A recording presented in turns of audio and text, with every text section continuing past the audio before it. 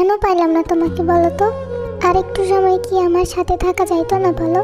কেবল তো শুরু হয়েছিল আমাদের পথ চলা, তবে কেন থমকে দিলে আমাকে এই মাঝ রাস্তায়?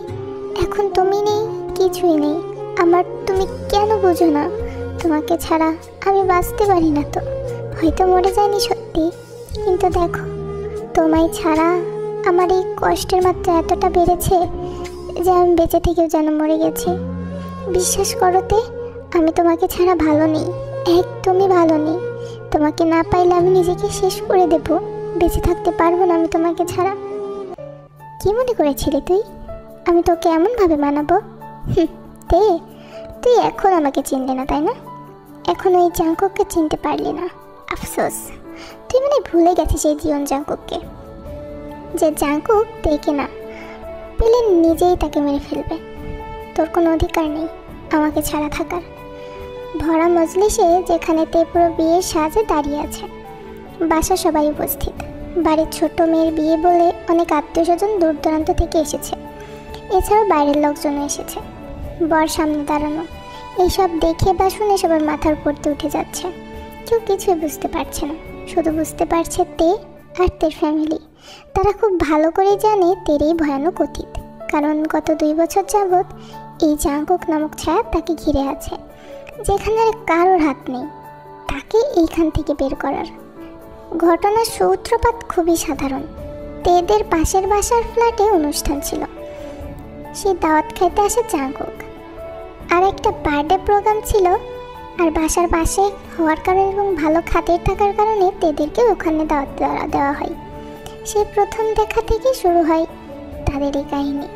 সে প্রথম থেকে শুরু করে এই পর্যন্ত জাঙ্কুক যেন বহন করে ফেলেছে তেকে, তার চাই সে যেভাবেই হোক না কেন।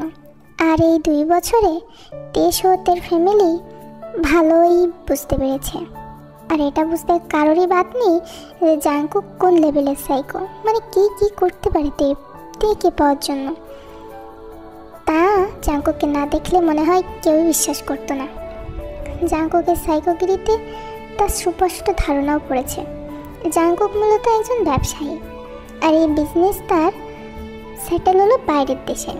জাঙ্কুকের বাইরের কান্ট্রি ডেনমার্ক, যেখানে সে ওইখানে সিটিজেন। সে মূলত ওইখানেই থাকে, কিন্তু গত 6 মাসে সে খুব ভালোভাবে বুঝতে পেরেছে আসলে এইভাবে সম্ভব হচ্ছে না। ডেনমার্কে থেকে বাংলাদেশের তেল প্রতি কিছুতেই প্রভাব করতে পারবে না সে। তাই সে এখন ডেনমার্কে তার সব বাড়ি গাড়ি ফেলে এসে এক মেয়ের জন্য পড়ে আছে বাংলাদেশে। ভেবেছিল তের 19 হলেই তাকে বিয়ে করবে, তাকে নিজের অর্ধাঙ্গিনী বানাবে। কিন্তু কই, এখনও তো তের 19 গুনে গুনে 1 মাস 6 দিন বাকি। জাঙ্কুকের পাই টু পাই হিসাব, ভুল হওয়ার কোনো চান্সই নেই। আর তের ক্ষেত্রে তো এটা অসম্ভবই বলা চলে। সে ভেবেছিল এরপর ভেবে দেখবে সে তের যখন 19 বছর হবে, কিন্তু তার আগে এত বড় একটা কারসাজি করার সাহস কীভাবে পেল তে? আমি মাত্র 15 দিনের জন্য ডেনমার্কে গেছি, আর এর ভিতরে এত কিছু ভাবতেই জাঙ্কুকের মাথায় রক্ত উঠে যাচ্ছে। জাঙ্কুক ভাবতেই পারছে না তার আর কয়েক ঘন্টা দেরি করলেই তেকে সে হারাই ফেলতো। কিন্তু তাতে অবশ্য জাঙ্কুকের কিছু আসে যায় না, কারণ সে তার জিনিস কীভাবে আদায় করতে হয় খুব ভালোভাবেই জানে। আর যেখানে তে ওর জানের দিকে কেউ হাত বাড়ালে হাত পুরো মানুষটাকে শিখিয়ে ফেলবে। 2 বারও ভাববে না। Present time. তাহলে তুই এই প্রতিদান দিলি আমাকে?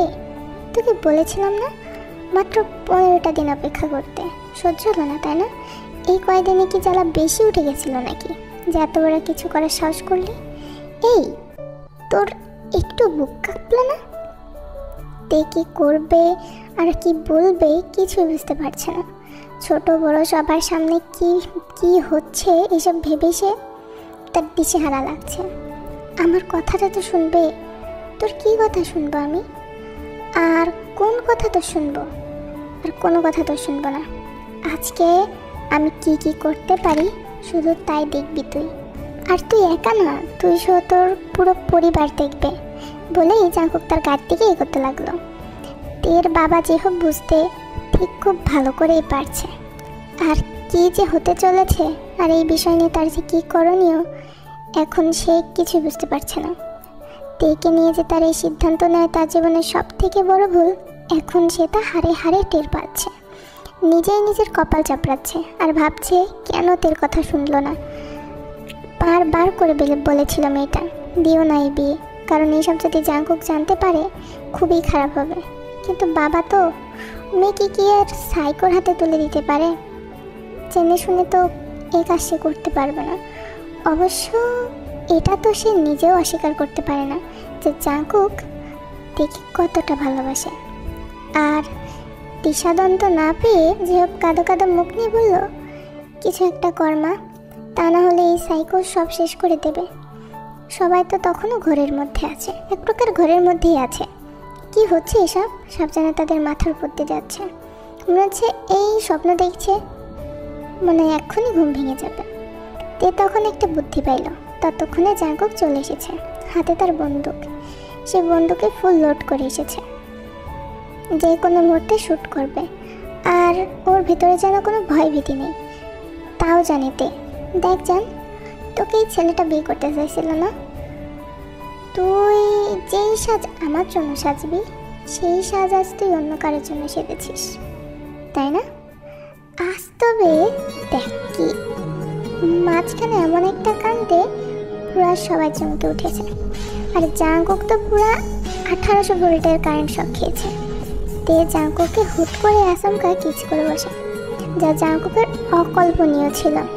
তে জানে এই একটাই উপায় জাঙ্কুককে আটকানোর, তাছাড়া কোনো উপায় ছিল না। জাঙ্কুক পুরো উম্মাদের মতো ছিটকে চলে যে বলে, হোয়াট দ্য ফাকিং জান, তুই আমাকে লিপ কিস করলি? আই মিন তুই? ওয়াও, আমি তো জাস্ট ভাবতে পারছি না। সেই তুই নাকি এটা অন্য কেউ? আই লিটারলি শকড জান, তুই আমাকে কোনোদিন হাতটাও ধরতে দিস নাই, সেই তুই নিজে থেকে আমাকে কিস করলি? ওএমজি, তুই আমাকে কিস করলি কিভাবে? আমার ভুল হয়ে গেছে, চলো না এখান থেকে চলে যাই। আমার আর এসব অশান্তি ভালো লাগছে না, প্লিজ। তুই আমার জানতে, তুই যা বলবি তাই করবো আমি। আর তোর এই উপহার আমার সব রাগ পানি করে দিয়েছে। যা, ছেড়ে দিলাম তোর জন্য, শুধুমাত্র তোর জন্য। তোর বাপকেও মুক্তি দিলাম, সাথে খবিসটাকেও। গায়ের দিকে চোখ তাকিয়ে বলল জাঙ্কুক। জাঙ্কুক ধীর পায়ে জেহেবের দিকে এগিয়ে গেল। এগোতে জেহেব যেন 2 কদম পিছিয়ে যেয়ে হাত জোর করে বলল, ভুল হয়ে গেছে বাবা। আসলে আর কিছু বলতেই যাবে তার আগেই জাঙ্কুক হাত উঠিয়ে থামিয়ে দিল তাকে আর বলল, আমার জান বলল বলে আজকে আপনি বেঁচে গেলেন, না হলে কি করতাম আমি নিজেও জানি না। আমার জানের বাপ আপনি, আমার জানরে আপনি পেলে পুষে এতদিন বড় করছেন, তাই সম্মানের খাতিরে এখনও আপনি সম্বোধন করছি। অন্য কেউ হলে এত সময় যে কী হতো আমি নিজেও জানি না। যে হোক চুপচাপ শুনে গেল তার কথা, তার কোনো বলার মুখ নেই। জাঙ্কুক কোনো মাফিয়া না হলেও কোনো অংশে তার থেকে কম না। দেশের বড় বড় লোকের সাথে তার উঠা বসা, সাথে একটু বেপরোয়া টাইপ, যার কারণে ভয় ডর একদমই কম। আর সে একজন সুপুত্রও বলা চলে, যার কাছে একজন বাবা তার মেয়েকে সারা জীবনের জন্য দিতে পারে। কিন্তু তের প্রতি জাঙ্কুকের অতিরিক্ত আসক্তি যেহেতু ভয় পেত, তাই ভেবেছিল কোনোভাবে একবার অন্য কোথাও বিয়েটা দিয়ে দিলেই হয়তো সব কিছু সমাধান হয়ে যাবে। কিন্তু এখানে তো পুরো উল্টাটা হয়ে গেল। জাঙ্কুক সবার মাঝখানে এসে জোরে জোরে বলল, জান, তোকে নিয়ে আমি আর কোনো রিস্ক নেব না, তোকে এক্ষুনি আমি বিয়ে করব আর এখান থেকে নিয়ে যাব। আর তোর কি কোনো আপত্তি আছে? আর থাকলেও বাকি, তুই তো আমারই। বলেই শয়তান একটা হাসি দিল। তে ওর বাবা মায়ের দিকে তাকালো। বরাবরই ন্যান্সি জাঙ্কুকে খুব পছন্দ করে, তাই সে বলল, ওর কোনো আপত্তি নেই বাবা, তাই না মা? তে সম্মতি জানালো। জাঙ্কুক মিষ্টি হেসে তের দিকে ঘুরে বলল, জান, সবই ঠিক আছে, কিন্তু অন্যের জন্য তুই বসে যেছিস, আর এই সাজে আমি তোকে এক মুহূর্তও দেখতে চাই না। ইমিডিয়েটলি চেঞ্জ কর। আম্মু, একটা সুন্দর শাড়ি পরায় দেন আপনার ওকে। আর সাবধান, ওর এই সাজের ছিটে ফোটাও যেন না থাকে ওর শরীরে। তে মাথা নিচু করে লাজুক হাসে মায়ের সাথে চলে গেল। আসলে সেও তো মন দিয়ে ফেলেছে জাঙ্কুককে, সে অনেক আগেই, কিন্তু তার প্রতি মাত্রাতিরিক্ত পাগলামির কারণে সে ভয় পায়, তাই কিছু বলে না।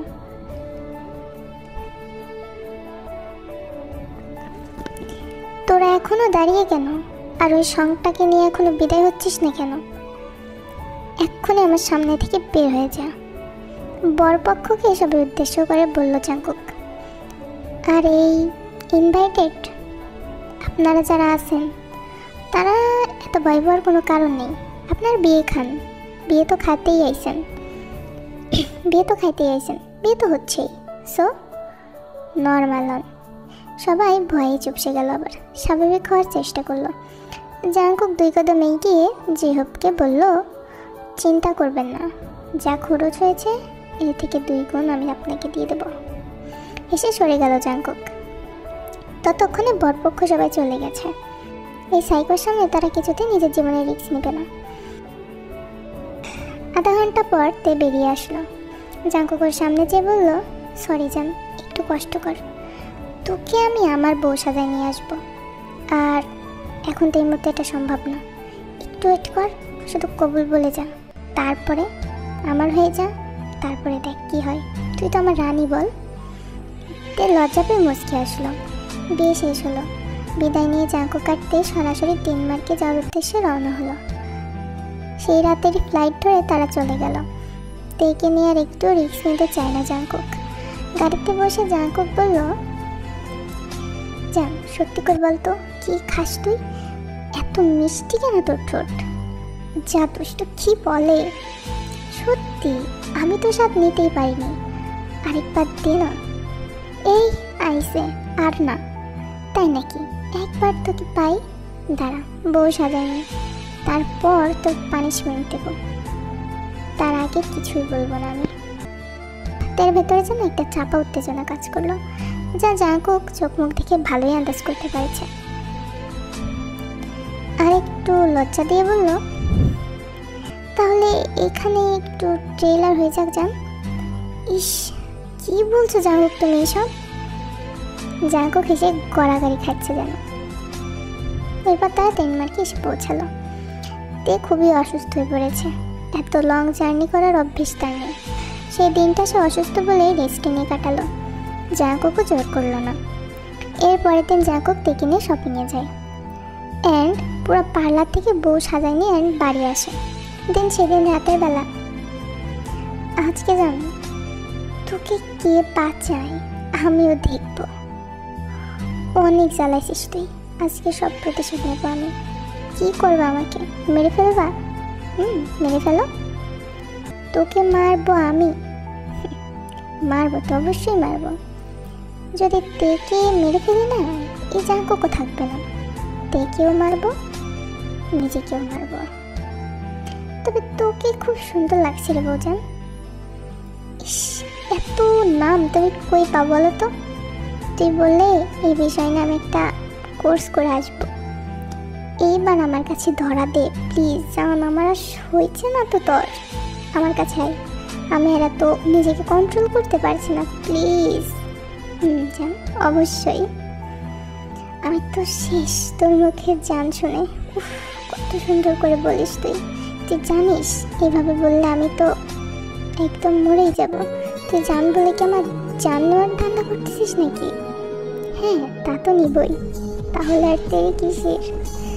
স্টার্ট জান।